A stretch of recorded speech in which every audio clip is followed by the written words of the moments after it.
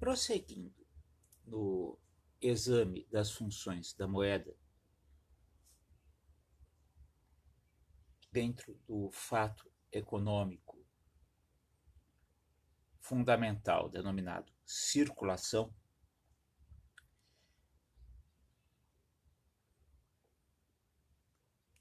por decorrência do seu caráter de meio universal de troca, nós também vamos ver uma outra função para ela, que é a de medida de valor.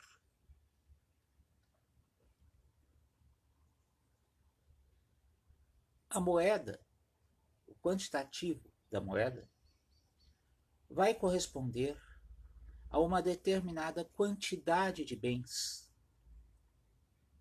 que ele será apto a comprar. Bens da mais variada espécie, sejam bens corpóreos, incorpóreos, sejam serviços, sejam imóveis, sejam móveis.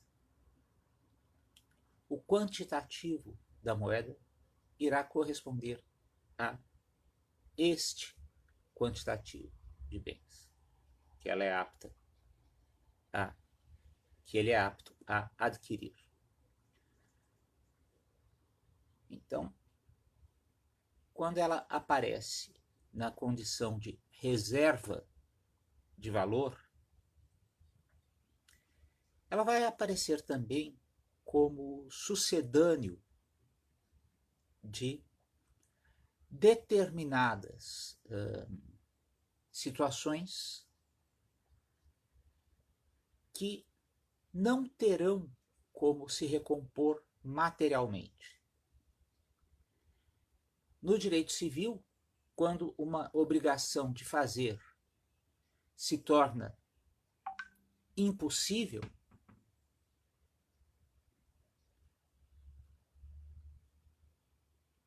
por culpa do devedor, ela vai resolver-se em perdas e danos.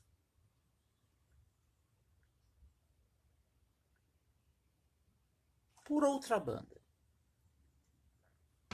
é justamente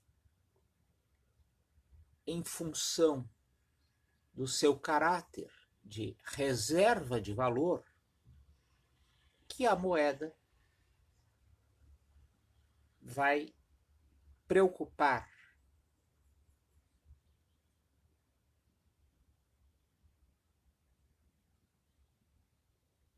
todos aqueles que com ela têm de lidar em termos da respectiva valorização ou desvalorização.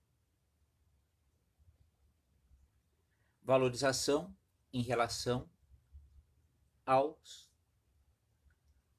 à quantidade de bens que ela, ou desvalorização em relação à quantidade de bens que ela é apta a propiciar.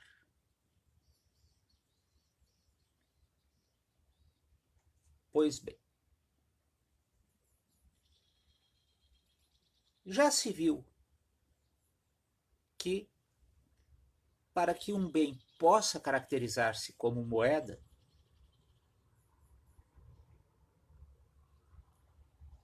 torna-se necessário que alguém lhe imprima este caráter e que ela tenha de ser efetivamente aceita e que da sua aceitação decorra a liberação do devedor, a extinção da dívida naquele montante que se tenha entregue ao credor.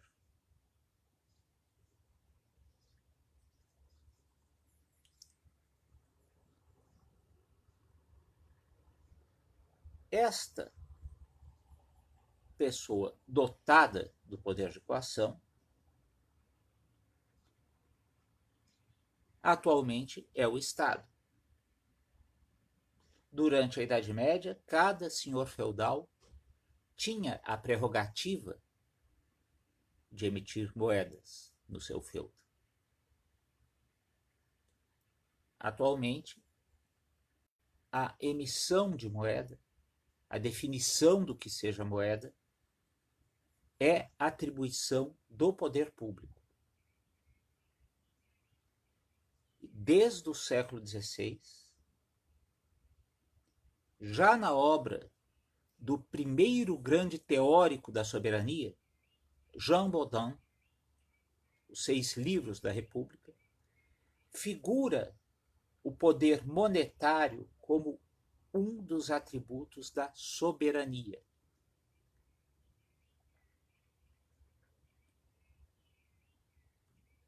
E tal proposição não foi posta em dúvida durante o liberismo. Mesmo os maiores entusiastas das virtudes do livre mercado foram defensores da permanência do monopólio da emissão de moeda, da definição do respectivo valor, em mãos do poder público. E mais, do poder público central. Por quê? Justamente porque a unicidade da moeda tornaria mais fáceis as negociações no âmbito em que o Estado exerce a respectiva autoridade. É sempre importante lembrar que liberismo não é sinônimo de anarquismo.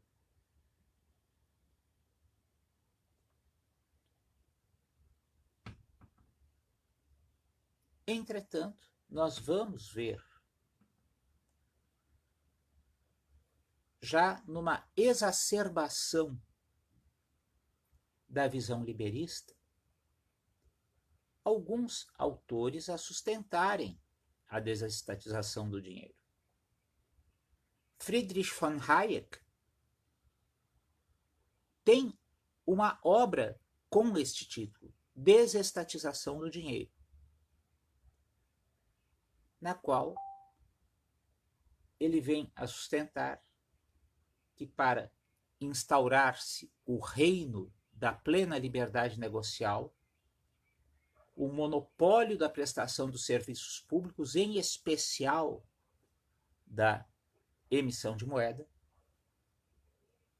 teria de ser extinto e as instituições financeiras deveriam estar com a plena aptidão para emitir as moedas de seu gosto, e a definição de um bem como moeda ficaria ao sabor da livre convenção das partes.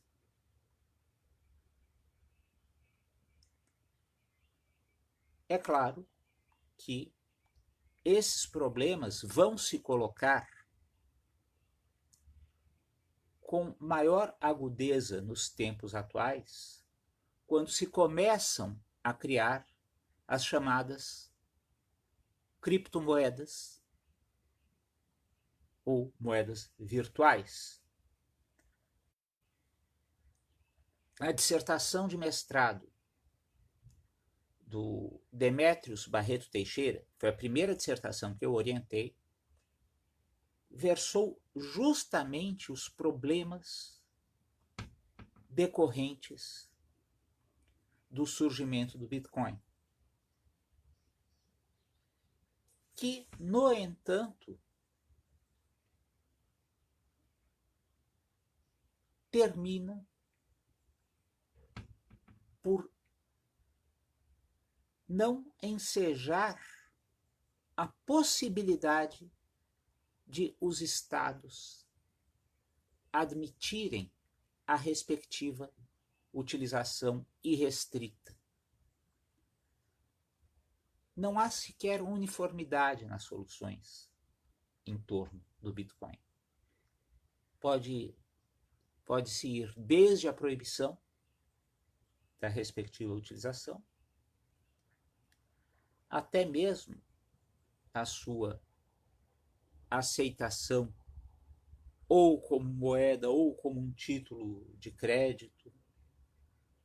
Há várias soluções adotadas no âmbito do direito comparado em relação ao Bitcoin.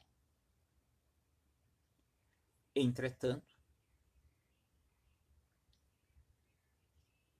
ainda não há como deixar de tratar a moeda como um atributo da soberania.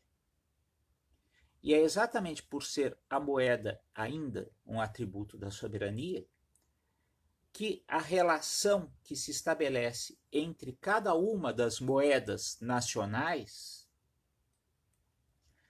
se torna tão difícil de explicar. Por que ela se torna difícil de explicar? Simplesmente porque na sua origem a relação de uma moeda com a outra se estabelece não em função de parâmetros objetivos, mas simplesmente a partir de fatores estritamente voluntarísticos. Quando se vai pegar os livros de economia, quando eles vão tentar explicar por que uma moeda nacional vale mais do que a outra ou vale menos do que a outra, normalmente surgem grandes dificuldades, justamente por causa disso.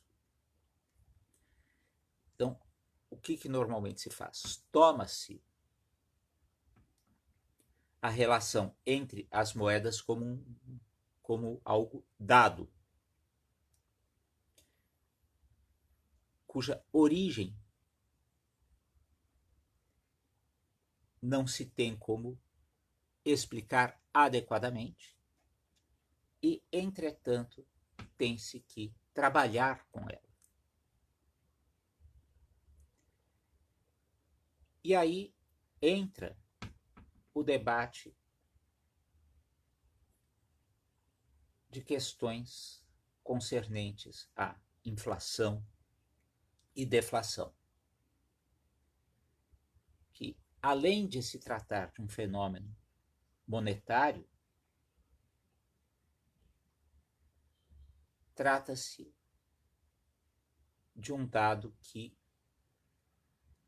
envolve não apenas as relações de troca no âmbito interno, como também as relações de troca com o exterior.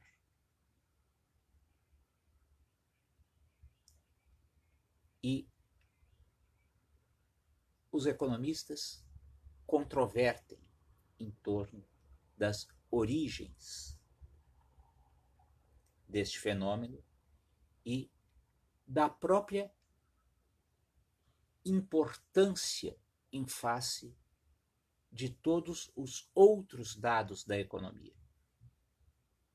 Isto veremos no próximo vídeo.